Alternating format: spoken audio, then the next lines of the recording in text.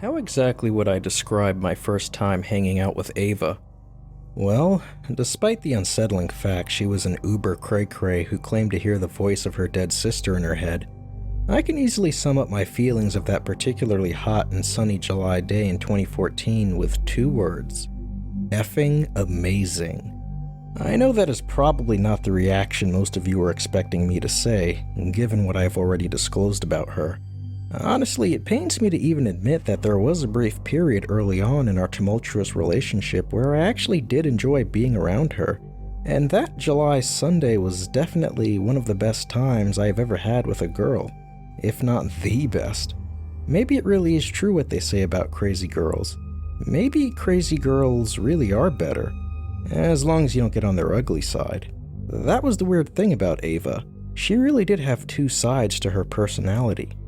Ava was legit a modern-day incarnation of Jekyll and Hyde, a living embodiment of yin and yang, and the purest expression of the duality of man, I guess in this case, woman. On the one hand, she could be one of the chillest, geekiest, and funniest women you ever met. The kind of chick who was adventurous and into anime, spontaneous and fun, yet classy on the streets and a freak in the sheets. For PG-13 rating's sake, I obviously can't go into detail about that last part, but suffice to say, if you landed on her good side, Ava was the best girlfriend a guy could ever ask for.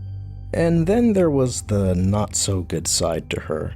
To use Star Wars as a corny reference, if Ava was Anakin Skywalker before he fell to the dark side, Nicole was Darth Vader. Just like in the movies, they were each 2 separate personalities in the same body, one good and the other evil. If you were lucky, you mostly encountered the Anakin Skywalker half of Ava, the aforementioned awesome girlfriend half. But if you were unlucky, as I would soon be, her Darth Vader half would, well, we'll get to Nicole soon. Fortunately for me, her evil half stayed mostly muted on our first date, leaving me to contend with the smoking hot blonde whose funny demeanor and gorgeous smile gave little hint to the utter storm of craziness within. Regarding me ever so coquettishly from the passenger side of my car, Ava remarked, "So, handsome man, what'd you have in mind for lunch? I like your haircut, by the way." Turning my head, I observed her radiant smile and the curious fact that she was sitting there twirling strands of her yellow curls with one finger. I instantly picked up on the unconscious action, playing with her hair. It was a classic thing most women did when they had the hots for a guy. It only added more confirmation to my growing suspicion that she liked me. What I couldn't figure out, though, was why. What was it about me that she found so attractive? As I've stated before, I didn't think I was that good looking. Returning her smile, I drew a lingering breath to respond, then paused. Oh crap, I didn't actually know how to respond. My mind had been so wrapped up in trying to make a good physical impression that I had completely neglected to plan out the actual details of where to go and what to do for our date. Wait, was this even a date? Like, were we on a legit first date? Or were we just hanging out? I thought we were hanging out anyway. Was there even a difference? I dared not ask her for clarification so as to not make the situation awkward. Thinking quickly, I said the first thing that came to mind. I woke up this morning really craving a Red Robin burger. Only after I said that did I suddenly remember her telling me that she was on a diet and didn't like junk food. Inwardly, I chastised myself. Damn it, Dan, I thought, feeling like an idiot. A burger joint is the last place a girl on a diet wants to go. Oh crap, does she even eat meat? What if she's a vegan? To my immediate relief, Ava didn't even bat a fake eyelash extension at the suggestion. On the contrary, the mere mention of Red Robin drummed up her excitement. She responded with, Red Robin. Yum. I'm down. Phew, I thought. Disaster averted. Back to DEFCON 4. Verbally, and once again without thinking, I blurted out, cool beans. It's a date? My words trailed off, apprehension staining my emphasis of the word date. Ava quickly caught on to my verbal fumble, and she gave me an amused expression. Her pretty yet piercing blue eyes locked onto me, as if they were staring straight into my very soul. I froze like a deer in headlights when she replied with, Why do you say it like that? She didn't sound mad or uneasy, but rather curious, maybe even a bit disappointed. Like a nice guy, I again fumbled my response. I didn't mean it like that. Ava didn't back down. She followed up rather teasingly with, How did you mean it then? I guess I thought this was just, I thought we were, just hanging out, or maybe we're not? I paused briefly, feeling the blood rushing to my cheeks. Even though I couldn't see myself in a mirror, I knew right then and there I must have been blushing like crazy. I apologized to her. Sorry. I totally sound like an idiot right now, don't I? Ava let out a lighthearted giggle and said, You're really cute when you're embarrassed, Dan. Did you know that? Oh, my bad. Did I just make you more embarrassed by saying that? Am I putting you on the spot? Yeah, kinda, I answered with a nervous laugh. In response, Ava proceeded to place an elegant hand on my leg, her pretty French tips gently caressing my thigh ever so slightly. That sort of physical contact coming from such an attractive girl nearly caused me to have a heart attack right there in my car. Every nerve ending in my body erupted into fireworks like the 4th of July, and blood started rushing to you-know-where. It seriously took every ounce of willpower for me to keep my eyes on the road as she kept her hand on my leg longer than what might have been appropriate if the genders were reversed. In a cool and friendly tone, Ava replied with, Look, I get it. I know I'm hot stuff, but I promise you, I'm a real chill girl underneath, Dan. Don't let the blonde hair and big boobs fool you. I'm really not one of those stuck-up Kardashian bitches who thinks they're all that. I hate girls like that. And for the record, handsome man, yes, I would like to think of this as a date even though I know we said we were just hanging out. In fact, Mr. Nice Guy, I was actually hoping you would just come out and ask me on a date when you texted me. I think I gave you plenty of hints to show I was into you, handsome man. Ava intentionally accentuated that last part, as if to highlight the tip-off she'd been leaving me this entire time. She then giggled like a smitten schoolgirl and added, How obvious does a girl have to be? And this is why you nice guys finish last. I puffed out an embarrassed breath, feeling as if I had just ruined my chances. I blew it, didn't I? I asked her frankly. Ava responded sympathetically, her hand still on my leg. This isn't a point system, handsome man. One thing you should know about me is that I'm very upfront. Believe me, I'd tell you if I wasn't interested. But a little bit of, confidence on your part might go a long way, you know? I do like a confident, fun man who isn't afraid to take charge. Just a heads up for next time. Keeping my attention on the road, I took her criticism in strides and gave her a humble nod. That seemed to assuage Ava, and she at last removed her hand from my leg, much to my disappointment, of course.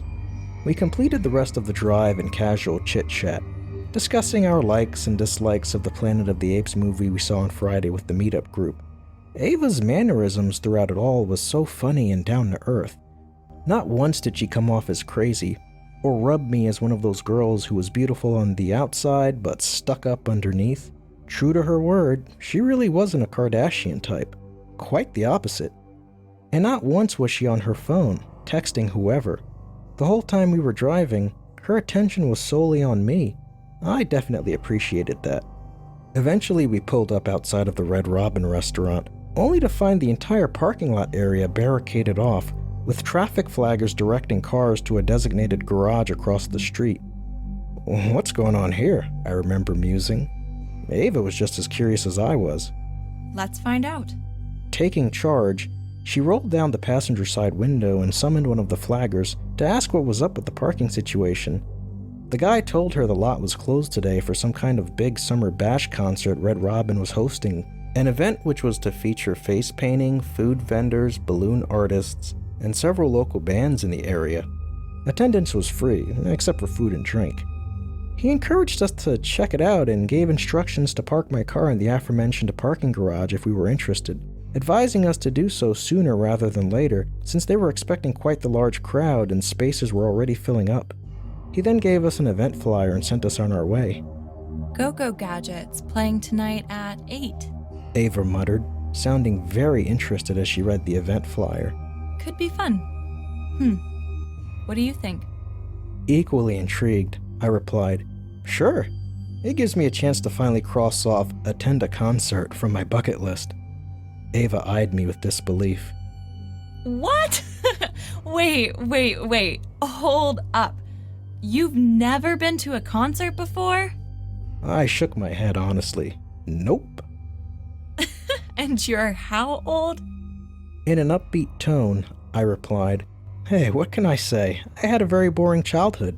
I was kind of a shut-in, and my parents were really weird about me going out for some reason. Something about not wanting me to fall in with the wrong crowd. I don't know. They never took me anywhere when I was a kid, but it's something I've always wanted to do." Ava made a tisk-tisk sound under her breath and remarked with enthusiasm, Oh, ye of little life experience! I'm popping your concert cherry tonight. And pop my cherry that night she did. And no, it wasn't the cherry you're all thinking. After parking my car, we made our way over to the festival area and immediately stopped for lunch at one of the food vendors since both me and Ava were starving at that point. We each ordered 2 Red Robin burgers along with a helping of soda and garlic fries. I guess I can put my diet on hold for the day and splurge on some juicy calories. Let's see. I think I'm gonna go with the smoke and pepper burger done medium well with extra bacon. Yummy! When it came time to pay for everything, I fully expected to be the one on the hook for the bill. Yet to my astonishment, Ava actually offered to cover the meals herself. I got this, handsome man. No, that's good. I can do it. Ava stood steadfast. Hey, you paid last time, remember? It's only fair I return the favor. Besides, Dan, I don't want you to think I'm a gold digger. I chuckled. I never said you were. Good, because I'm not. I really hate women who take advantage of decent men. Those sluts can rot in hell.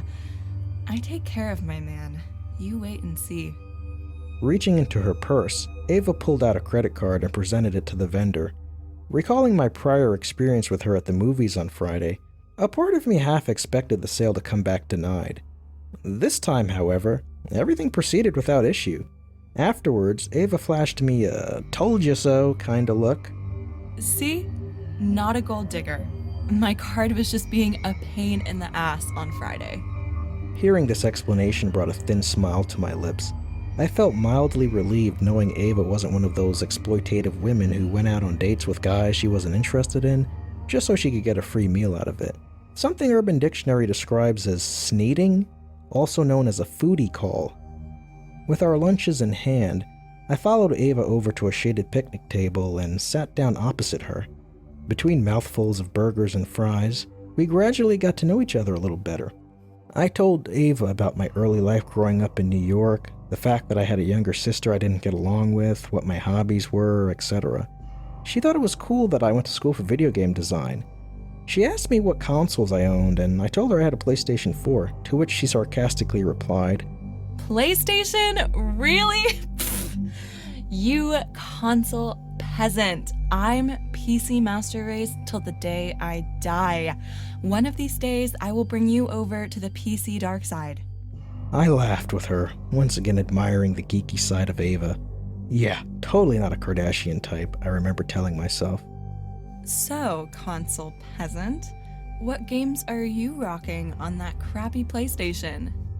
I told her I was into Call of Duty and GTA 5, popular games at the time. You like the shoot 'em up games, huh? Are you a gun guy, Dan? I'm talking real guns here, not the video games.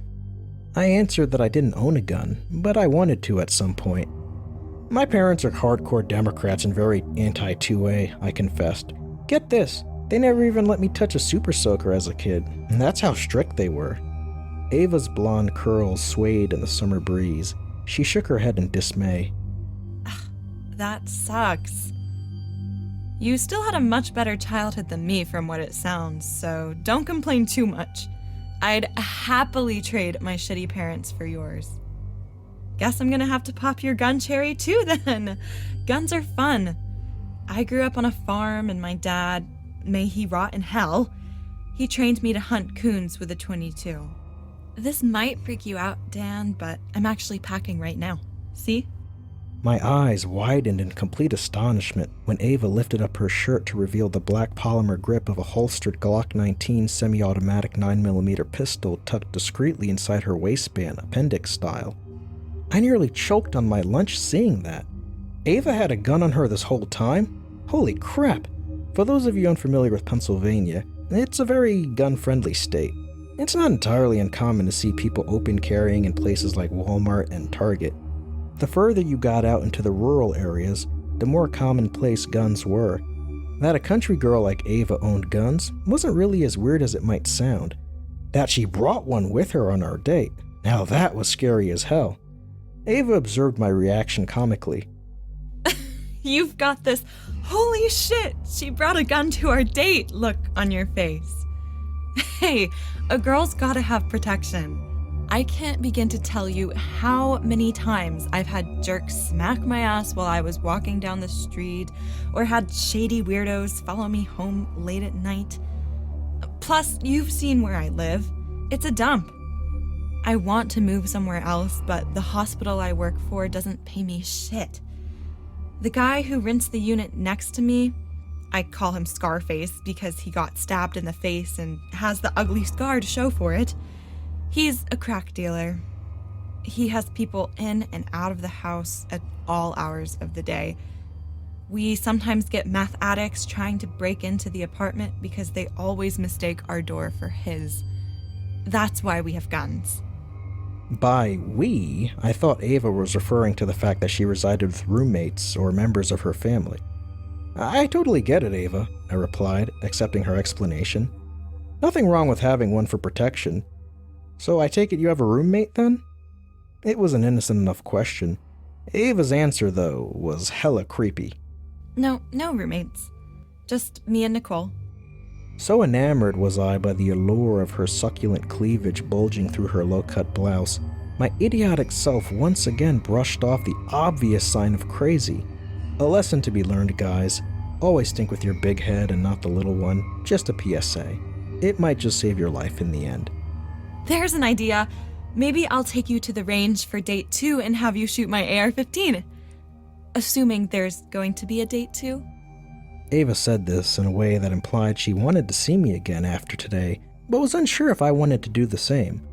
I should have said no. Instead, my reply was, "Great, I'd love to do that. Count me in." From there, Ava asked me about my taste in music, and I let her in on my love of all things Evanescence. She practically jumped when I mentioned that. Get the hell out! Me too! I love Evanescence. Amy Lee has such an amazing voice, and I think she's cute as hell. I'd do her in a heartbeat. I laughed out loud, inwardly wondering if that somehow meant Ava was bisexual. Not that that was a bad thing by any means, mind you. Frankly, I thought it was kinda hot. But something about my expression must have leaked my thoughts to Ava. She responded with, Yes, Dan, I like girls too. I mean, I'm more into guys, yeah, but a cute girl with big tits is a huge turn on. Just like my tits are turning you on right now. I see those wandering eyes, handsome man. Caught red-handed, I blundered my words like an idiot. I swear I wasn't. Ava didn't seem bothered by it. She laughed it off, looking more amused than anything else. It's all good. I'd be worried if you didn't like my 34 double Ds. And no, they're not fake. I'm not into that silicone life. These girls are 100% real. Lowering her voice, Ava leered at me with a certain licentious glaze in her eye and purred, You want to see them? I instantly became mute, my nice guy brain unsure of how to respond to such a salacious come-on. See what? Ava didn't hold back. She was direct, eager. My tits, silly. Do you want to see my boobs? What, like right here? Yes, here. Right now. Why not? Observing all the people around us, I quickly shook my head. I don't think that's such a good idea. Wait, no, Ava! Before I could stop her, Ava yanked down her top, bra and all, and flashed me right there, right in public, without a care in the world. Now, don't get me wrong, I definitely liked what I saw, but at the same time I was morbidly terrified of what would happen if someone else saw that too. What if a parent walking their underage son happened to catch a glimpse of Ava's indecent exposure? What then? We'd probably get kicked out and arrested, that's what. Thankfully that didn't happen. Either no one saw Ava's little stunt, or if they did, they ignored it. To be fair to Ava though, she didn't keep her breasts exposed for very long. The flash was literally just that, a flash. It went away as quickly as it appeared, lasting just long enough for me to get a good view. What are you doing? I motioned to Ava in alarm. She promptly covered herself back up, straightening her blouse back to its proper form. How's that for a tease? Came her unabashed response. I exhaled deeply, sounding like I had just run a marathon. Oh my God, I mumbled in shock and awe, burying my face into my palms. You wildin'. Ava said cutely, Is that a bad thing? Come on, you know you liked it. Bet you never had a girl do that on the first date. All I could do was chuckle in embarrassment. I can't say that I have, I answered back. Maybe if you're a good boy, I'll even let you play with them tonight. Ava said this playfully and winked at me. That statement took my breath away, but I was so embarrassed by the whole thing that I was at a loss for words. Thankfully, I still had half a burger left to eat, so I quickly sought refuge behind that and prayed she would change the subject to something else, something less raunchy. I wasn't quite brave enough to cross that bridge with her, at least not yet, and certainly not out in public for the world to see. I wasn't that adventurous. Ava did eventually change the subject. She proceeded to tell me a bit more about herself. I was amazed to learn that she grew up in a strict Mennonite community, to parents who were ultra-religious, and that she spent a great deal of her childhood on a farm riding horses and tending cattle. On the weekends, she hunted coons and deer with her father. She was a real cowgirl, I remember thinking. Continuing on, and this is where her story gets disturbingly dark. She then broke down in tears and confided in me about how her father used to abuse her from the ages of 4 to 10, often frequenting her in the dead of night and doing things to her no father should ever do to a child. I remember feeling so disgusted and so angry as she went into detail about the horrific assaults she was forced to endure as a little girl, and how her mother often turned a blind eye to her screams, so as to not upend their tightly knit church community. Hearing that brought forth a fury I never knew existed within me. I couldn't help but feel sorry for Ava. I still do to this day. It explains why she was so messed up in the head.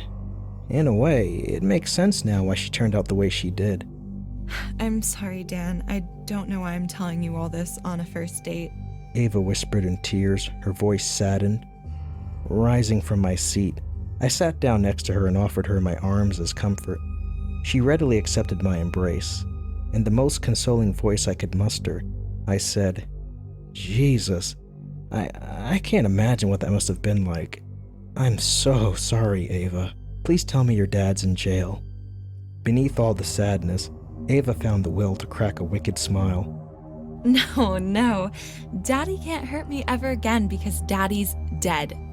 Nicole made sure of it. Ignoring her eerie mention of Nicole, I asked, what happened? Ava's mood brightened significantly.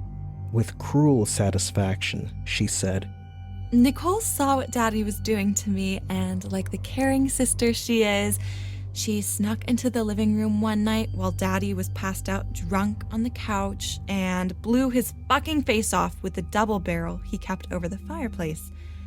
Daddy never bothered me again after that. As for Mommy, well, no one could believe that a scrawny little 10-year-old blonde girl was capable of controlling the powerful recoil of a 12 gauge, so they blamed Daddy's murder on Mommy and locked her up. Mommy's still in prison to this day, getting what she deserves. I wasn't sure whether to be disturbed by what Ava was telling me or relieved. Without question, her parents, her dad especially, deserved punishment for what they did to her as a child. But it didn't sit right with me that Ava, or Nicole, carried out that punishment with murderous result. Yeah, I get that her father was a major pedophile who probably had it coming, but was it right for Ava to take justice into her own hands like that? Then again, she was a child at the time. Maybe killing her father was the only option she had, given no one else came to her rescue. I gave her a pass based on her age, too dismayed by the trauma she'd been through to hold it against her. Ava went on to say, They sent me to live with my one aunt in Fleetwood after that, and yeah, that's my fucked up life in a nutshell. Some first date conversation, huh? This is the part where most guys pretend they have to go to the bathroom and I never see them again. I understand if you did the same, Dan. I'm damaged goods. That's what you're getting if you stick around with me.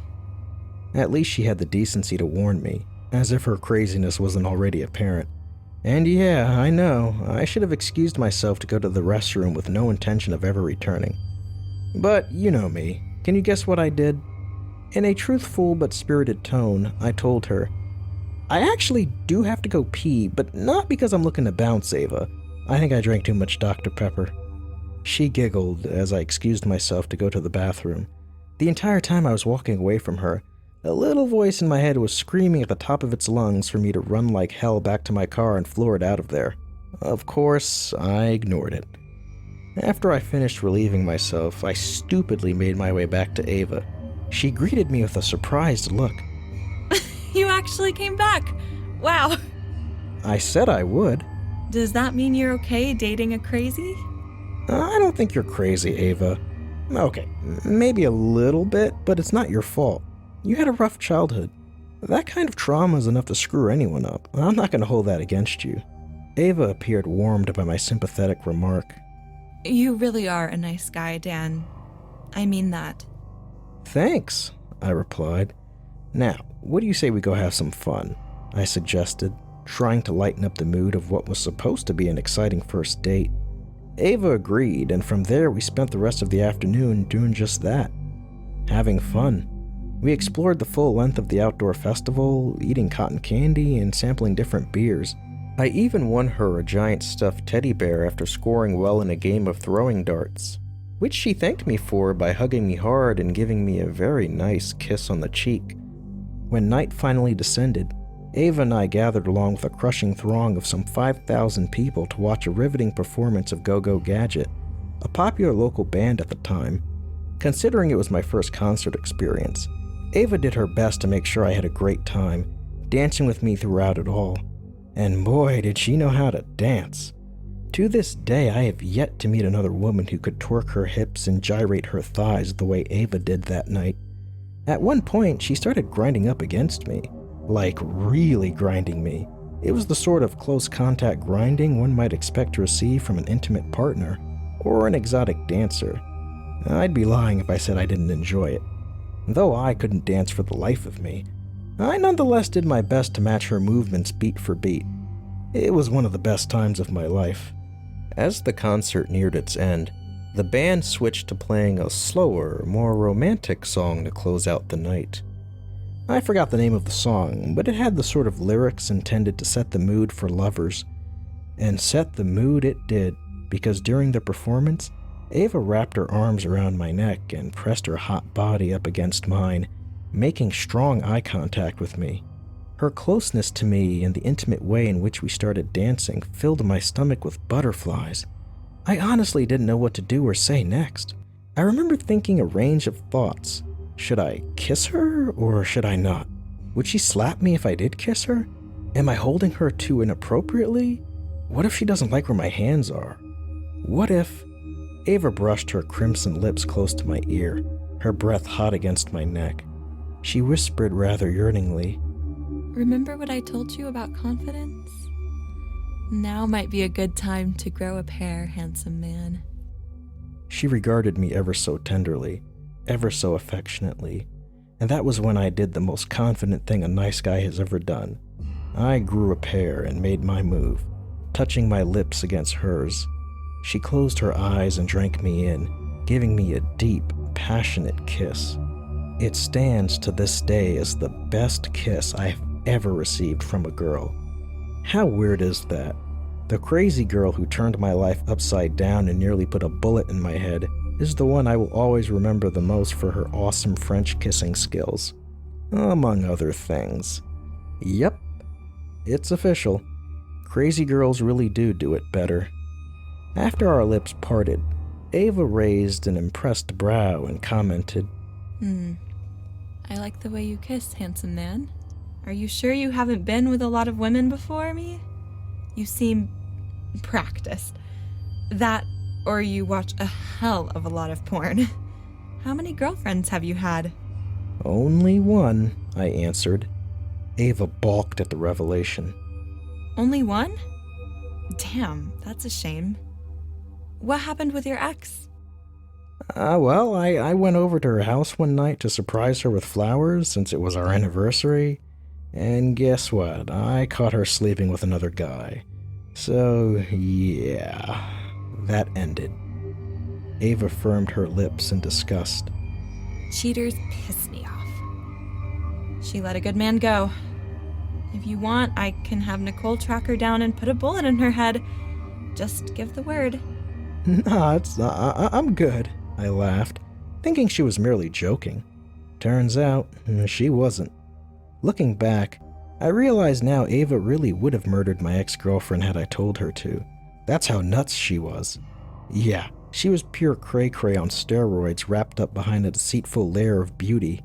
She was the absolute definition of a femme fatale. I'd find that out the hard way very soon. Before too long, the concert finally ended, and with it the Great Red Robin Summer Bash of 2014, a night I will forever remember. I drove Ava home afterwards, feeling like the king of the world. To know I had finally scored a smoking hot chick boosted my once low nice guy self-esteem to new heights. I brimmed with a newfound bravado. I remember thinking, maybe I wasn't so bad looking after all. Maybe I actually did have some level of game. Had I been wrong about my appeal to women this whole time?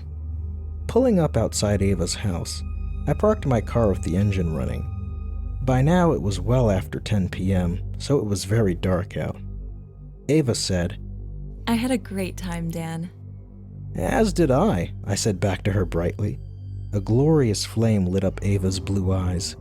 Like, seriously, I had a really great time. This was one of the best nights I've had in a long time. And, I don't really want it to end just yet. She paused temporarily, as if searching for the proper words, then added with a slow nervousness. Do you want to come inside and chill for a bit? Maybe watch some Netflix and order a pizza? I'll pay. Even though I had work the next morning and technically needed to go to bed early, I of course said yes. As you might imagine, one thing led to another, and by night's end, both me and Ava were laying naked and intertwined between disheveled bedsheets. We made crazy, insane love that night, the kind of toe-curling love reminiscent of Catherine Trammell and Nick Curran in that movie Basic Instinct. Minus the ice pick. My only regret is that neither of us bothered to use any protection. Another stupid decision on my part that will play an important role later. Still, it was the best sex I have ever had in my life, and it might have been the perfect ending to an otherwise awesome first date if not for what happened afterwards. Holding me tenderly, Ava looked at me with dreamy eyes and confessed, Dan, I love you. I should have been troubled by that, considering we'd only just met each other 2 days ago. But I paid it little attention, dismissing her words as something women just said whilst in the midst of passion. Caught up by my own strong infatuation for her, I told her I loved her too, and we both kissed each other and went to sleep.